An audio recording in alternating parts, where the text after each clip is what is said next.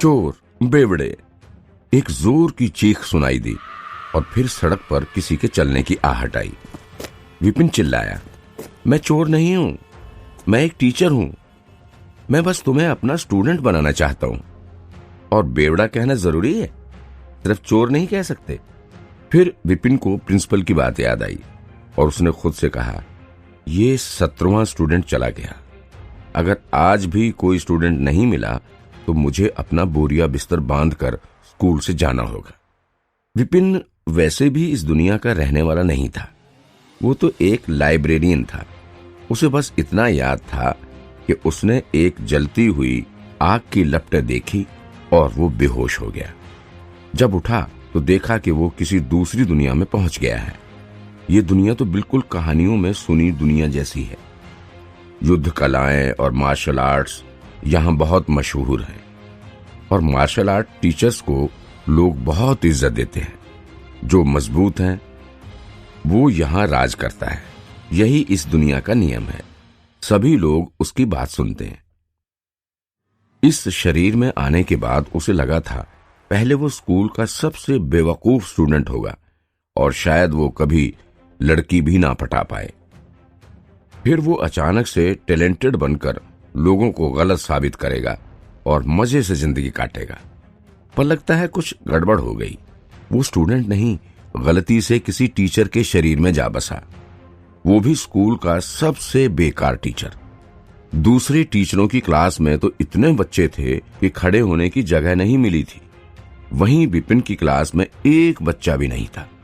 एक तो उसकी क्लास लेने के लिए बच्चे तैयार नहीं थे और ऊपर से ये लोग उसे चोर और बेवड़ा बना रहे थे। कुछ तो दूर से ही ठरकी कह के भाग जाते थे। गड़बड़ तो आखिर विपिन से ही हो गई थी, क्योंकि जिसके शरीर में वो बस गया था वो स्कूल का सबसे कमजोर टीचर था।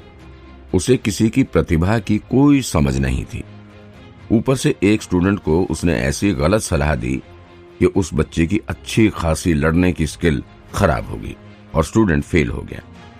ये तो वही बात हो गई जैसे मरीज इलाज के लिए डॉक्टर के पास गया और उल्टे डॉक्टर की वजह से बेचारे उस मरीज की ही मौत हो गई हो। उस घटना के बाद उसकी इज्जत तो मिट्टी में मिल ही गई, साथ ही साथ सभी लोगों की गालियां भी सुननी पड़ रही थीं। नए स्टूडेंट विपिन को अपना टीचर बनाना तो दूर, उसकी क्लास में आ भी नहीं रहे थे। शायद ये सोच कर के कहीं उनका हाल भी उस पुराने स्टूडेंट जैसा ना हो जाए। इसी कारण विपिन का स्कूल रिकॉर्ड खराब हो गया था और पिछले साल उससे कोई स्टूडेंट कुछ सीखने नहीं आया। एनुअल टीचर एग्जाम में विपिन का नाम आखिरी नंबर पर था। कम नंबर लाने वाला वो स्कूल का पहला टीचर था, इसलिए वो डिप्रेशन में था। डिप्रेशन की वजह से उसने कई बार शराब पीकर मरने की कोशिश की और उसकी मौत होते ही विपिन को उसका शरीर इस्तेमाल करने का मौका मिल गया। नए साल के शुरू होते ही स्कूल ने उसे नोटिस दे दिया, अगर इस साल उसकी क्लास में एक भी बच्चा नहीं आया तो उसे निकाल दिया जाएगा। आज उसकी क्लास के बाहर से 17 बच्चे गुजर गए। सारे उसका नाम सुनते ही भाग जाते थे, जैसे छोटे बच्चे अपने रिश्तेदारों से दूर भागते हैं। जितना दूर भाग सके उतना दूर। किसी भी तरह इनमें से एक को तो मनाना ही पड़ेगा क्लास लेने के लिए। पर कैसे? वो मानने का कोई तरीका सोच ही रहा था कि एक लड़की उसकी क्लास के दरवाजे पर आई। वो थोड़ी घबराई सी लग रही थी। क्या ये शर्मा सर की क्लास है? दिखने में तो ठीक है, पहनावे से अच्छे घर की लग रही है, कितने प्यार से बात कर रही है। शर्मा सर स्कूल के बेस्ट टीचर हैं। उनकी क्लास में बच्चे तो इतने होते हैं कि पांव रखने की जगह नहीं होती, फिर भी वो हमेशा डिमांड में रहते हैं। स्टूडेंट्स उनकी क्लास लेने के लिए दूर दूर से आते हैं। विपिन बोला, शर्मा सर की क्लास? अरे मैं ले जाता हूँ ना तुम्हें शर्मा सर की क्लास में। अपनी क्लास में एक बच्चे को खड़ा देख विपिन ने सोचा, कुछ करता हूँ, किसी भी तरह इस लड़की को अपना स्टूडेंट बना लेता हूँ। वो दिमाग पर जोर देकर आज तक सीखे सारे तिकड़म याद करने लगा। फिर बड़े ही आराम से अपनी कुर्सी पर बैठकर एक अलग अंदाज में बोला, तुम शर्मा सर की स्टूडेंट बनना चाहती हो? लड़की ने बड़ी ही उत्सुकता से सिर हिलाया। फिर विपिन ने पूछा, क्यों? लड़की बड़ी ही इज्जत से बोली, मैंने सुना है शर्मा सर इस स्कूल के सबसे अच्छे टीचर हैं। उनके पढ़ाए सारे स्टूडेंट्स होशियार हैं और उनकी क्लास में एडमिशन मिलना अपने आप में ही एक इनाम है। कही सुनी बातें सच हों ये जरूरी तो नहीं।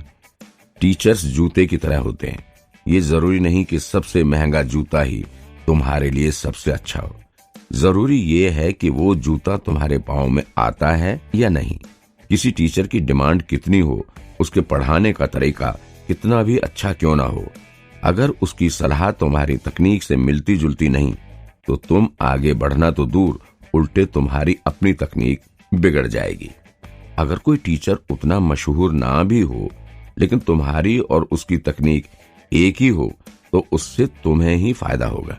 तुम जल्दी ही अपनी गलतियां सुधार लोगे और तकनीक बेहतर होने से तुम्हें अच्छे नंबर भी मिलेंगे। अच्छा, मैंने अपने बड़े भाई को भी ये कहते हुए सुना।